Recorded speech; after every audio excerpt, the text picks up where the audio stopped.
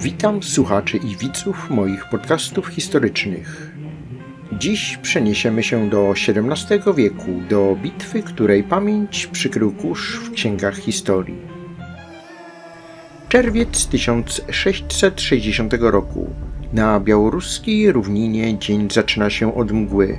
W dolinie rzeki Połonki powietrze jest ciężkie i wilgotne, a ciszę przerywa jedynie plusk wody i odgłos ptaków. Ale gdzieś w oddali, tam gdzie horyzont zlewa się z lasem, unosi się obłok kurzu. To nie nadciąga deszcz, to armie, dwie potęgi XVII-wiecznej Europy zbliżają się do siebie. Za kilka godzin ten spokojny krajobraz zamieni się w scenę masakry, a woda w rzece dotąd czysta stanie się grobem dla tysięcy ludzi. Nie rzeka to była, lecz strumień krwi i łez, wspominał anonimowy żołnierz litewski. Od 6 lat ziemie Wielkiego Księstwa Litewskiego są w ogniu.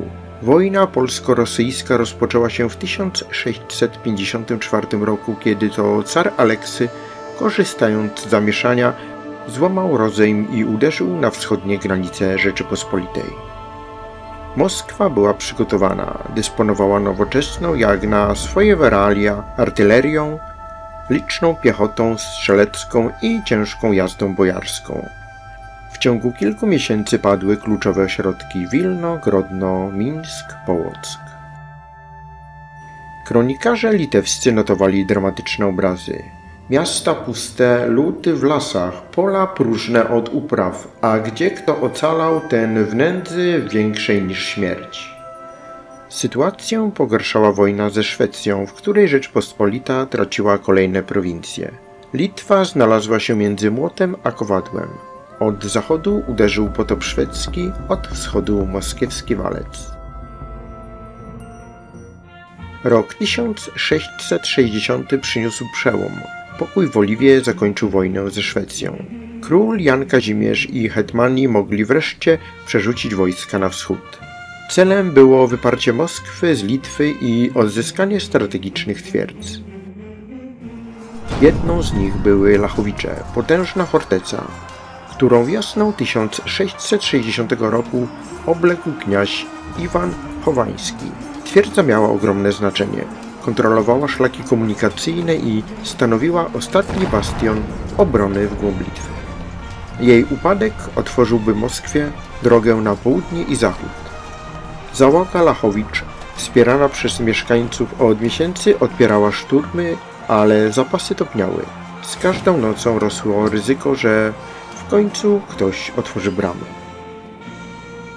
Wieści o dramatycznej sytuacji dotarły do Pawła Jana Sapiechy, hetmana Wielkiego Litewskiego, i Stefana Czarnieckiego, regimentarza wojsk koronnych. Obaj połączyli siły, około 11 tysięcy ludzi. 7 tysięcy Litwinów pod Sapiechą, głównie jazda pancerna, husaria, chorągwie tatarskie i lekkie oddziały. 4 tysiące Polaków pod Czarnieckim, husaria, dragonia, piechota cudzoziemska autoramentu. Naprzeciw nich stanęło 9–10 tysięcy żołnierzy moskiewskich Chowańskiego, jazda bojarska, rajtarzy, piechota strzelecka i kozacy. Cel obu stron był jasny. Rzeczpospolita rozbić armię moskiewską i odblokować Lachowicze. Moskwa zniszczyć siły odsieczy i utrzymać oblężenie. Rzeka Połonka, niewielki dopływ Szczary, miał wąskie, bagniste brzegi. Jednym dogodnym przejściem była Grobla, kluczowy punkt bitwy. Kto opanuje Groblę, zyska możliwość swobodnego manewru. Kto ją straci, zostanie odcięty lub zepchnięty w mokradła.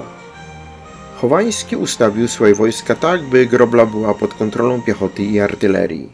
Sapiecha i Czarniecki postanowili zdobyć ją frontalnie, ale z ukrytą rezerwą, gotową do uderzenia w kluczowym momencie. Świt 28 czerwca. Straż Przednia pod dowództwem Aleksandra Połubińskiego ruszyła na Groblę. Początkowo Moskwa ustępuje, ale gdy nadciągają główne siły Chowańskiego, Polubiński zostaje zmuszony do odwrotu. Armia Rzeczypospolitej ustawia się w szyku. Prawe skrzydło, dragonia i husaria Czarnieckiego gotowe do natychmiastowej szarży. Centrum piechota polska i litewska. 7 dział artylerii. Lewe skrzydło jazda litewska Sapiechy, mająca stawić czoło najsilniejszemu naporowi Moskwy. Rosjanie atakują Groblę. Dragonia Czarnieckiego odpowiada salwami, a husaria rusza w kontrszarżę. Rajtarzy Moskwy cofają się w nieładzie. Chowański przenosi ciężar natarcia na lewe skrzydło, tam gdzie stoi Sapiecha. Bagna za plecami, wróg przed sobą, Litwini nie mają odwrotu. Sapiecha objeżdża szeregi, podtrzymując morale. Natarcia są odpierane, ale sytuacja staje się coraz trudniejsza. Czarniecki dostrzega moment słabości. Wysyła oddział Gabriela Wojnołowicza przez Połonkę w innym miejscu, brud ukryty w zaroślach. Żołnierze brną w wodzie i błocie, zanurzając się na tyłach rosyjskiego lewego skrzydła. Zaskoczenie jest całkowite. W tej samej chwili husaria Czarnieckiego i jazda Sapiechy uderzają z przodu. Rosjanie nie wytrzymują naporu. Odwrót przeradza się w ucieczkę. Setki żołnierzy moskiewskich rzucają się w stronę rzeki, próbując przedostać się na drugi brzeg. Ciężkie zbroje i broń wciągają ich pod wodę. Świadek bitwy zanotował: widziałem, jak jeden drugiego tratował, a woda była czerwona nie od zachodu słońca, lecz od krwi. Wiele ciał pozostaje w nurcie jeszcze przez wiele dni po bitwie. Rozbita w pierwszych starciach jazda rosyjska nie mogła już odwrócić biegu wydarzeń. Na lewym skrzydle pola walki trzecia część sił moskiewskich. Jazda z samym kniaziem Chowańskim na czele. Widząc klęskę swoich, rzuca się do panicznej ucieczki w stronę Połocka, ale pogoń była nieubłagana. Litewscy kawalerzyści nie dawali im wytchnienia, a największy postrach w szeregach uciekających siał Samuel Kmicic. Gnał za nimi bez opamiętania, jak wilk tropiący zranione zwierzę, rozpraszając i dobijając niedobitki, aż do odległego o blisko 60 km Mira. Sam Chowański 2 razy w łeb cięty zdołał wyrwać się z matni jedynie w towarzystwie kilku setek jeźdźców. Na polu bitwy pozostała już tylko osamotniona piechota rosyjska, która schroniła się w pobliskim lasku. Tam, otoczona ze wszystkich stron, stawiała zacięty opór. Polacy i Litwini sprowadzili artylerię, zarówno własną, jak i świeżo zdobytą, i zasypali lasek gradem kul. Według jednych relacji, widząc beznadziejność sytuacji, moskiewscy piechurzy wyszli za zasieków, by się poddać. Według innych to właśnie wtedy Stefan Czarniecki rozkazał husarii i lekkiej jeździe uderzyć. Szarża zmieniła się w krwawą rzeź. Lasek w mgnieniu oka stał się cichym cmentarzyskiem ludzi, którzy jeszcze przed chwilą wierzyli w ratunek. Gdy ucichły strzały, a nad pobojowiskiem unosił się tylko zapach prochu, było jasne. Pod Połonką wojska Rzeczypospolitej odniosły pełne zwycięstwo.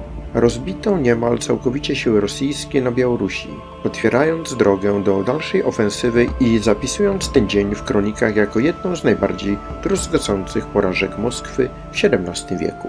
Straty Moskwy są ogromne. Kilka tysięcy zabitych, setki wziętych do niewoli, utrata działu i chorągwi. Jednak euforia zwycięstwa nie trwała długo. Wkrótce po bitwie w obozie zwycięzców zawrzało. Poszło o łupy jeńców. Według wspomnień Jana Chryzostoma Paska Stefan Czarniecki zagarnął dla siebie okup za pojmanych oficerów, sięgający 2 milionów złotych.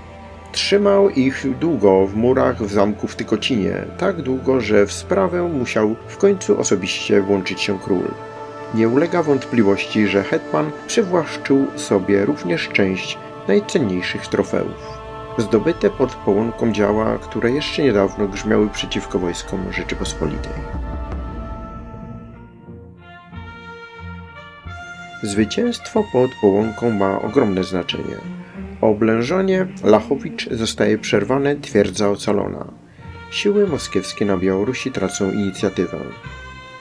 Rzeczpospolita odzyskuje kolejne twierdze, a morale po latach klęsk rośnie. Ale zwycięstwo nie jest czyste. Pobojowisko pełne jest ciał, także cywilów. Okoliczne wsie już wcześniej zrujnowane są plądrowane przez maruderów. Połonka 1660 roku to przykład świetnego dowodzenia, współpracy polsko-litewskiej i skutecznego użycia husarii oraz dragoni. Ale to także przypomnienie, że w wojnie każdy triumf okupiony jest cierpieniem. Kiedyś, gdy Pan zapyta, czyśmy zwyciężyli, rzec trzeba będzie tak, ale za jaką cenę? I tak kończy się opowieść o bitwie pod Połonką, starciu, które nie tylko odwróciło losy wojny, ale i obrosło w legendy o szarżach, pogoni i sporach o łupy. Jeśli podobała Ci się ta historia, zasubskrybuj mój kanał, żeby nie przegapić kolejnych opowieści o zapomnianych bitwach i niezwykłych postaciach z naszej historii. A jeśli chcesz wesprzeć moją pracę, możesz postawić mi co miesiąc wirtualną kawę. 5 zł to niewiele, ale obiecuję, że wypiję ją podczas przygotowywania kolejnego odcinka. Dzięki temu historie takie jak ta będą mogły powstawać częściej i jeszcze lepiej. Link do wsparcia znajdziesz pod filmem. Do usłyszenia w następnym odcinku, gdzie znów zabiorę Was na pola zapomnianej bitwy polskiego oręża.